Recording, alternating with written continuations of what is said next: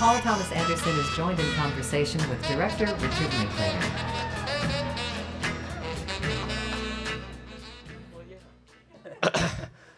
I promised Paul he wouldn't have to give a speech. That we were going to sit here and talk about Jonathan Demme. So anyway. But I want to say thank you to whoever edited that clip reel. You deserve an award too. They amazing. You made it look really good. Whoever, a great job. It's a lot of work. Yeah. Yeah. Well, congratulations, Paul, and just thanks so much for being here. It means so much to all of us here. And I know if Jonathan probably wouldn't want an award named after him, but if he's not here, he would want you to be the first one. And it just means so much to us that as hard as you are coming off the award circuit and everything. No, but be I'm not. here. It's funny. It's crazy. I feel really emotional. I'm hearing Lewis speak and seeing Jonathan's how much work. He touched everyone. It reminded me though of Johnny Greenwood, who I work with, who's brilliant, has a thing that he does that's really smart, that he just knows he'll never be able to hear all the music that's out there. Right. So he will take 3 months and focus on one thing. You know, he'll focus on ska music, he'll focus on reggae, whatever it is. He even stopped and did like heavy metal for 3 months. He said he kind of almost stopped, but it's a way to compartmentalize. So I just think it made me think like Jonathan did so much work. Yeah. You know, if you are not familiar with his work as well as we are, and there's so much out there, just so much. Block it all out and just take Jonathan's work. Film at a time. His clip reel was great, but Jonathan was so prolific. He did so much. That's what I think we'll always be in awe of. I think he's the most versatile filmmaker imaginable, and you know, in so many different categories. There was the narrative features, most of the ones in the clip reel, but there were so many documentaries. Yeah. And he really showed his soul. So, you know, Cousin Bobby, his, you know, Haiti, Dreams of Democracy. He even has 2 categories of documentaries, like maybe 3. You know, there's the actual documentary. Often those are inspiring portraits, often of people who he wants us to get to know. Yeah. Whether it's Jimmy Carter or I'm Carolyn Parker. He probably made, to me, it's the best post-Katrina movie. Yeah. This beautiful woman in New Orleans who's just fighting to stay in her neighborhood and her house, and Jonathan just met her kind of randomly and went back for years, and it's this wonderful portrait. So these films are great. And then there's the performance films. Right. Well, yeah, for Stop Making Sense or Spalding Gray stuff. The Neil Young stuff. He just. That was when I first came to Jonathan. That was it. It was new to me somehow. It was introduced to me like. There was this person that did Something Wild, and I thought, oh, when's his next film coming out? And you find out on PBS, he just did a short film that's coming up, you know, and then there'd be music videos that would turn up. So you're constantly getting stuff from him. It was all wildly different, but the same, you know. Yeah. It was some person's, his voice was there, and he would aim it where he wanted to aim you, but it was in a career to aspire to. It's like, wow, you can do absolutely anything. And that same beautiful sensibility just permeated everything. Yeah. If he was adapting, you know, a master builder, his Ibsen adaptation with Wally and Andre Gregory, it was a play, but it's kind of he made a Demme film out of it. It's just beautiful. Yeah. And he just did this time and time again. Can I digress for just a second? I want to say my own personal journey with Jonathan, I think he was equally, you know, how we all influence each other in our lives. Before I even met Jonathan personally, and not from his, I mean, I loved his movies, but just what he did. He refers to it in the clip. He said, I saw those films. That is true. I was not a wildcatter, by the way. People in Texas know what that is. I wish, you know. I was a grunt laborer, a ship worker on offshore oil rigs. One time I made a suggestion and the boss told me, hey, you're getting paid from here down. So that's who I was. That's who I was. But I was aspiring. I was falling in love with cinema. I was going to movies all the time. I was writing. I was just kind of getting obsessed with films. And I went to the River Oaks Theater in Houston, and there was this flyer. They were showing some films that had been made in Austin that Jonathan Demme had presented in New York. And they were only showing at that point, it was in a little art gallery in Houston, they were showing Invasion of the Lumen People and Speed of Light. So I just kind of went to this showing of them, and it got me thinking like, oh, Austin, because I didn't know where to take my film energy. But it was like, oh, those films are getting made in Austin? Well, maybe there's something, Austin's a gold down, maybe, so I think he, just seeing those influenced me, to check out Austin. This is in the early 80s, so I moved here in 83. And then also, in another way, just that a director would be showing films. Yeah. That love of cinema isn't just like, oh, I want to make films, sure, but it's all encompassing. You're writing about films, you're showing films, so it implanted in me like, oh yeah, let's show films too. And a couple years after moving here, we started the Film Society, so we show films. So before I even met him, years before I even met him, just him, Jonathan being Jonathan, influenced me. So I just, I think, and everyone you meet has stories in various ways, but I was so lucky to get to know him later. Yeah. And he was always such a positive. I remember one time being in New York and I just saw him and I couldn't get funding for a movie. I was kind of complaining, kind of what Andy said. Mm-hmm. And he just he just wouldn't let you be bummed or depressed or feeling sorry for yourself at all. He wouldn't have that. Yeah. And it was a great pick-me-up. So I think we'll always have Jonathan in our ear. Is he in your ear? Absolutely. Just thinking about it and seeing the connections, he's like, if you imagine him being a pinball in a pinball machine, the way that he's ricocheted around here through the course of his life and the tree trunks that have grown, the branches that have grown off of these things that he's done, how he influenced me. I mean, he was my hero. That was the person I looked at. Like, if I could make my films, I want to make films. I want to make them look like that. I want to sound like that. I want everything. And yeah, the last shot of Phantom Thread was when I got the news that he'd passed away. And it was this horrible feeling, like, you have to go and you're supposed to be celebratory and you've gotten to the end of this road. And you're standing there and you just hear him in your head going, buddy, buddy. That big smile. Buddy, come on. It's your movie. You did it. Like, don't pause for me later or something, but take care of your movie,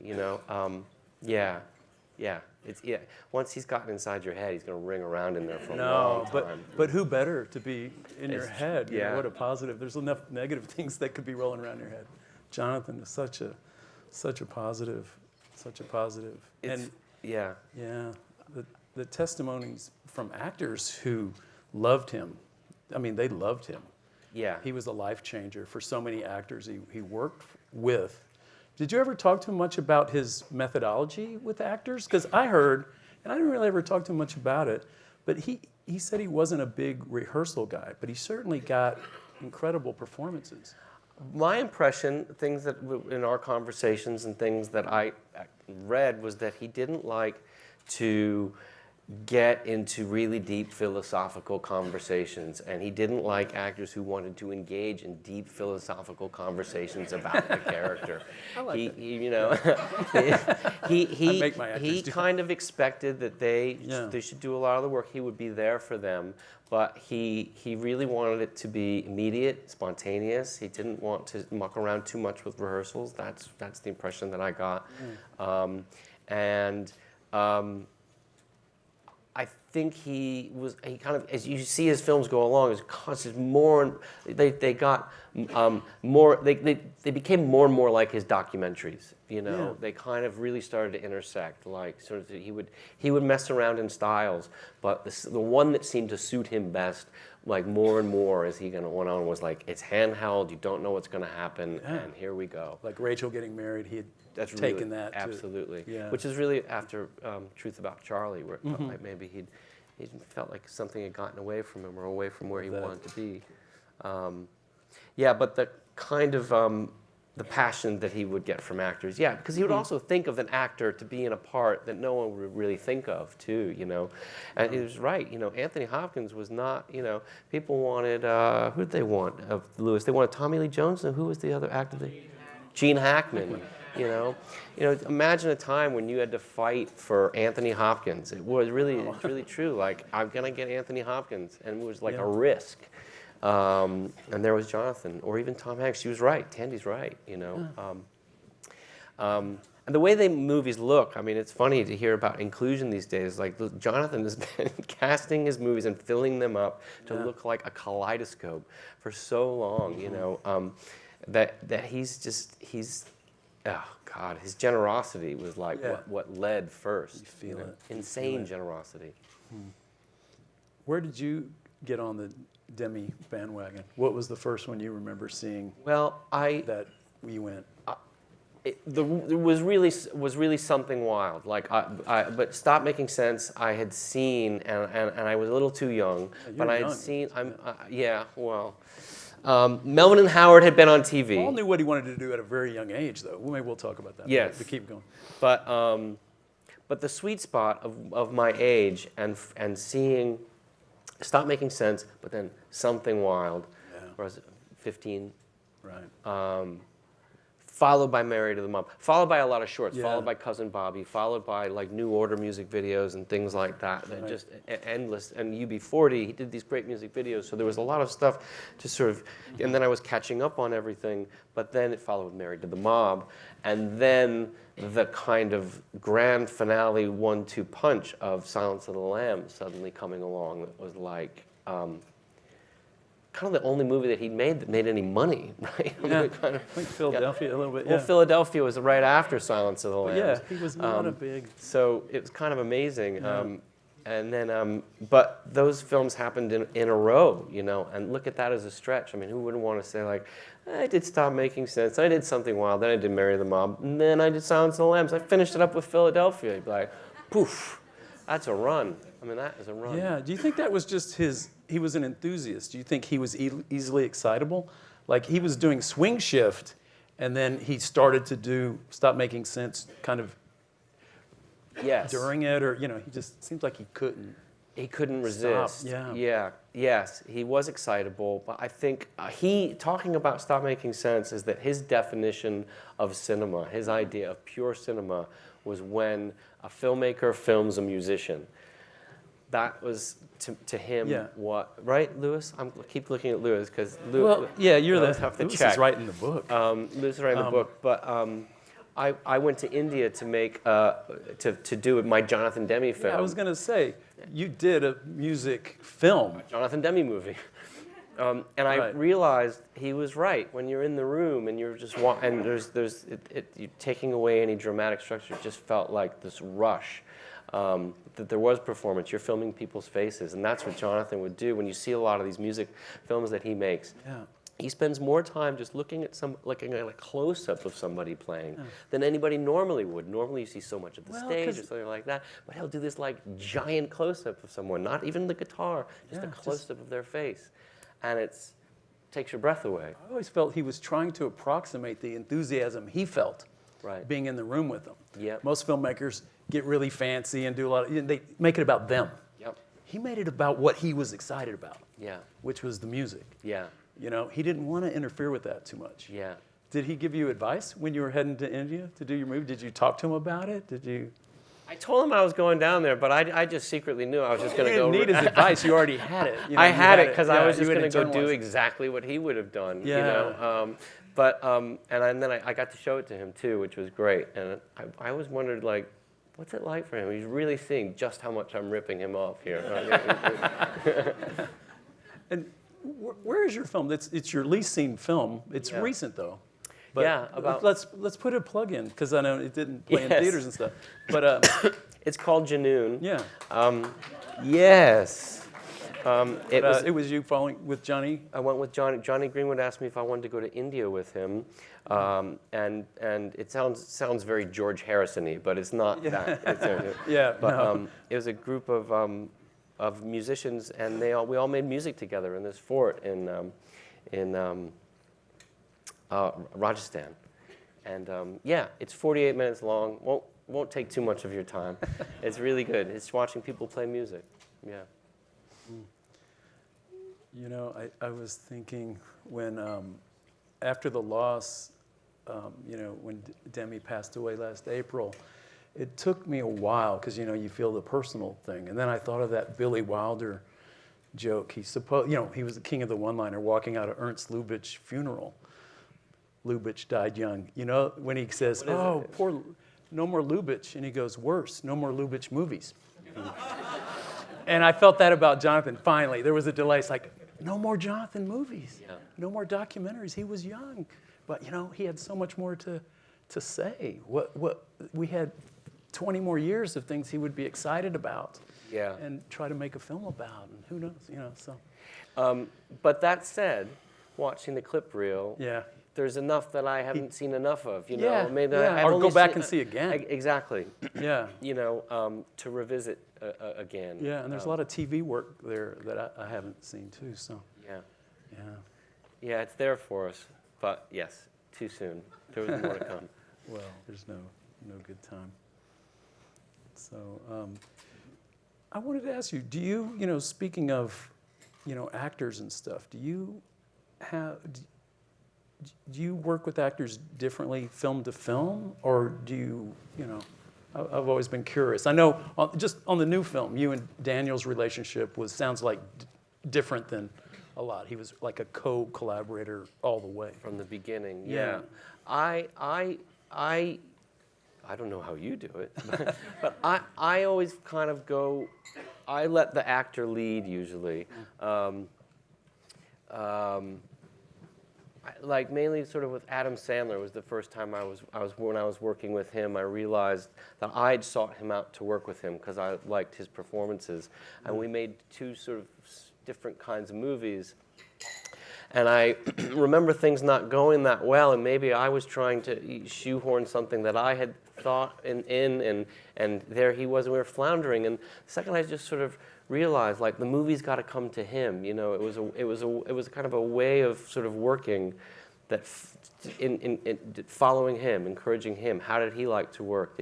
He liked to improvise, but he liked to improvise within a tight structure. So ever since then, honestly, if an actor wants to rehearse, they want to prepare, I'll absolutely do that. If they don't, like Daniel doesn't, Joaquin doesn't. If you have different one wants to rehearse and one doesn't, and they're in the same movie.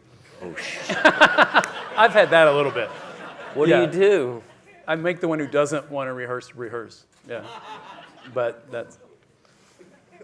Usually that tension will probably come out in the scene somehow, and you just probably have to kind of navigate that in a very delicate way where maybe you're pretending like you're not rehearsing, but you are rehearsing. That someone kind of has enough and someone's not satisfied. And then hopefully before you know it, you just roll. Right. And you had that kind of deep relation. I love Phil Hoffman's scene in Heart 8. Is that the first time you knew him, or did you know him from before? It was the first time we ever met. We'd only talked on the telephone. Okay. And the first time that I met him was when he came that night to shoot that great scene. And then did you say, okay, I want that guy in so many movies moving forward. I love that guy. Isn't that great? Yes. When that happened, you said, yeah. I want to, that scene should have been, 30 seconds, and the forever in the cut, it was about 5 minutes. Yeah. And people were saying, like, I don't know why we have this scene for 5 minutes in this movie. And I realized for the good of the film it needed to be cut down, but that feeling when you see somebody that you connect with, which I know you've had too, is you want to run home and get to your typewriter and start making stuff come out. For a movie. So, I mean, that reaches its pinnacle in The Master. Did you run the idea by him before you were at the germ of the idea, or were you sending him stuff in advance? How does that work? It worked that I had loads of pages and a premise, and I needed his help really as an editor. I said, I have this idea, and I got a ton of stuff, but I need your help. And he was very busy. We'd go off, but we'd steal time together over the course of a year or two, where we get together. And it was really, it was a process of me going away and coming back, and him helping to shape what was interesting about the story. What was really smart when we were doing that, he said, this isn't my character's story, it's the other guy's story. And that was a really big moment. So it's collaborating with an actor who whose only goal is a great story and a great movie, not how many lines he's going to have, you know, or so anything far like beyond that. Yeah, just, well, you picked two. I'm just thinking of he and Daniel Joaquino. These are, you know, just major league artists who are sharing your vision. But it's a unique collaboration. Do you feel that way with Leslie Manville coming out of Phantom Thread? She's special. I remember her from all the Mike Leigh movies, and what a career. But Yeah. and her and Daniel together, just magic. I can't shake the feeling that I have more business with Leslie. You know. I hope so. Yeah. I hope so. Yeah. Now, did Terrific she actress. rehearse? Okay, so they didn't want to rehearse much. I don't know why. Sorry, I'm bugging over. But because Mike Leigh, they rehearsed 6 months, 8 months. But this is what's great about Leslie. Leslie won't be the one who says, "I want to rehearse." Leslie will go, "Whatever you boys want." Yeah, that's good. Because- like a because good she actor's ready knows- to do anything. Yeah. Yeah, it's like, you fellas figure out what you want to do and let me know. And you just think there's something so appealing about that. She's like, I'm going to come in and be great no matter what, you guys. You know? Oh, wow. Oh, wow. She's a powerhouse. Yeah. I mean, she is on stage right now, and somehow simultaneously was in rehearsals for being on stage in London and doing a television show, and flew to the Oscars and arrived at 1 o'clock, was on the red carpet at 5 o'clock, lost an award at 7, and was back Caught at the red eye. caught the red eye right London, back and hit was the on stage. Yeah. And Yeah. doesn't miss a beat. What a And she's trooper. just that kind of a worker, and pleasurable throughout. You know, what more could you ask? God, so wonderful. You know, I was reflecting on, you know, the different generations here. Like, I've always said I'm so grateful for the guys of Jonathan's generation. You know, he's kind of in the younger end of the Francis Coppola and Scorsese's and Bogdanovich's and, you know, all those guys. The way you got started in the film industry in their day, and Jonathan did this, you know, he was of that generation. You had to, I mean, Jonathan was a publicist. He was, you know, it was from the bottom up. Yeah. You go work for Corman. He started writing scripts for Corman. You got to do, you know, Caged Heat, Crazy Mama, you know, direct. You get in the director's chair. You just kind of, you pay your dues. And we're sort of the inheritors of that. Like, we can stay where we are now. The indie world that, you know, was developed through them and around that. We're just so lucky to stay where we are. And like, your first film is your film. You weren't working for someone else, trying to get a foot in the door. Right. It never crossed your mind probably to do anything other than the film you wanted to make, right? Right. And you were young. You grew up. Well, just talk about your origin. I'm kind of fascinated. Like, you were so damn young when you made your first feature. I was 24, 3 or 4. Right. Yeah. And you're working with like Gwyneth and Sam Jackson. How do you get them? How does a 24-year-old get them? Well, to I be met a in your girl movie? named Gwyneth Paltrow who Yeah. had never been in a that's movie right. before. She wasn't Gwyneth yet. And then it took a year and a half to get the money for the movie, and in that year and a half, she went off and became Gwyneth Paltrow, and I was like, jackpot. She didn't all leave right. you, though. No, she didn't, which To her credit. which was really, really sweet. No, she stuck with me. Yeah, she showed up. She showed up to the set and she said, "I'm dating Brad Pitt." Cool. You couldn't get him in the movie? Yeah, apart and Sam Jackson had come off Pulp Fiction. Right. So that was that. Sam was basically lending his week to us, because I worked with John Lyons, who's a great casting director, who I met at the Sundance Labs, and he was very, very helpful. You look back at the people who were really like instrumental in those defining moments early on, and John Lyons would be one of them through the Sundance Institute, where I was a fellow, and I got to be mentored. You had gone through the there. workshop. You've Yeah. been making shorts. How old were you when you first decided, like, okay, I'm making films? I have a note from when I was 6 years old that we were meant to write in the school I went to. They taught penmanship, and you're supposed to write a wanted ad that you wanted a job and you should say why you should get the job. And my ad says AD in very beautiful penmanship and says, "My name is Paul Anderson. I'm a writer and a director and a special effects man. And it's you special should effects. hire me because I know everything about everything. Wow. So, When I read it now, I want to apologize funny. to my mother. I say, you put up with that. And she's yeah, like, she had to grow up "Exactly." with that. There's something telling, though. A director has to exude that kind of confidence. Yeah. So many directors, and Augustine, just hearing her story and knowing her and what she went through on her film, that's really the big leap. You know, to be confident, to be whatever age you are, to say, hey, let's all do this film. It's a big leap some people can't make. You know? Well, it is. It's the same thing. It's like you're the one who say like, just come on, everybody, wake up. Just at 6 a.m. We've got to get that shot as the sun comes up. And I still feel exactly the same way. Like I'm the one rallying everybody, Leading the charge. and you have that thing, but that doesn't make the insecurity go away at all. You're just faking it. Always. You just fake, bluff. Yeah. But the more confident you get with experience, you can kind of own that a little better. Yeah. It's like when you're just starting out, you can't say, I don't know what I'm doing here. Yeah. But you can say that now, and people go, oh, that's cool. We're going to find something. Because they just assume something good's going to come out of that. Isn't it great to get to that level? Yes. That Well, yeah. On the other hand, yes. And the danger of that is when nothing good comes out, and you're like, I got nothing today. There's like one bad idea after another. When I first would show up on the set, I was the youngest person on the set, so everything was so meticulously planned. I just thought, there's no way through this unless everything is pinpoint accurate. And yeah, you get looser, and yes, you get more confident, and you get a little bit looser, and that certainly has its benefits. But And yeah, you got to be enthusiastic. You got to be your own cheerleader. I think with Jonathan, his enthusiasm for what he was doing was so infectious.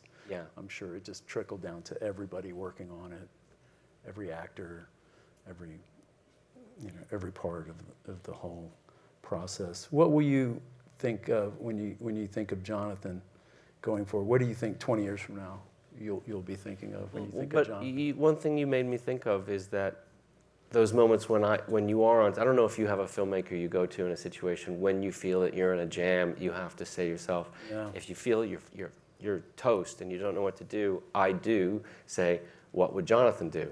And it's very helpful just to get yourself back on track and sort of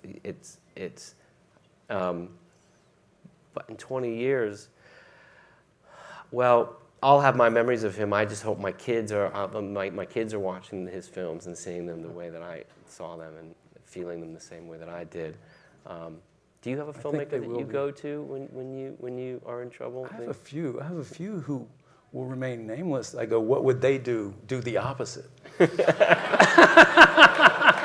Like the sensibility, you're going for something 180 degrees different. So that's whatever helpful. gets you there. Sometimes that's helpful, but that's rude. But whatever works.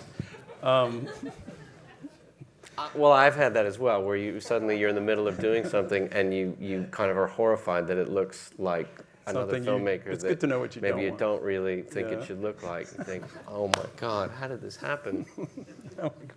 Well, I'll always remember, after he was already diagnosed and had been through treatment, I'll never forget Jonathan, the artist intensive that Augustine talked about. Jonathan, even when he was sick, this was a couple years ago, he came out and, we mentor these 3 feature films that are about to go. And there he was. It was the last time I saw him. Spent significant time with him. We emailed and sent each other stuff. But there he was, sick, but putting 3 solid days of his life into reading scripts, cast readings, showing a movie he had just seen at a festival that he was so excited about. We all sat down and watched it. And I remember driving into the airport and he was talking about a project he was excited about, was asking me if I want, just that enthusiasm and that support. I think a lot of people, that's just who he was. I'll just always remember that enthusiasm and that courage and just life force, you know. Yeah, I also don't want to make sure paint a false picture. He could also be that way in a very intense way. You know, when he saw something that wasn't right or that he disagreed with. Oh, yeah. Oh my goodness. Well, you see it He'd in get his... right up in somebody's face. You know, Oh, he yeah. would really express the enthusiasm turned, and it was like, and for good. You know, like I'm going to call this out. His sense that of was justice was intense. very. And you see that in the documentaries. The docs are about that. Yeah, yeah. It wasn't all just flowers and Oh, enthusiasm. no, there's was an like- edge behind that, a purpose. Yes. You know, a real, you know, some really core beliefs, you know, Yeah, yeah. with that sensibility. So, anyway, we could talk forever, but they gave me the thing. So it just, again, Paul, thanks so much for being here. This means so much to all of us. Thank you, Rick. Thank you you know, for having me. so thank you. Thank you. Thank you. More pictures More pictures. during the thing. Should we act like we're talking? Yes, we're going to pretend that we're talking. So tell me And more. I, Interesting point, like this. Paul. Well, I direct Well, like but this, then there was- and then I like yeah, but this. what about? Yeah. No. Yeah, good. You got it, Paul? Okay. We can go. Okay, thank you.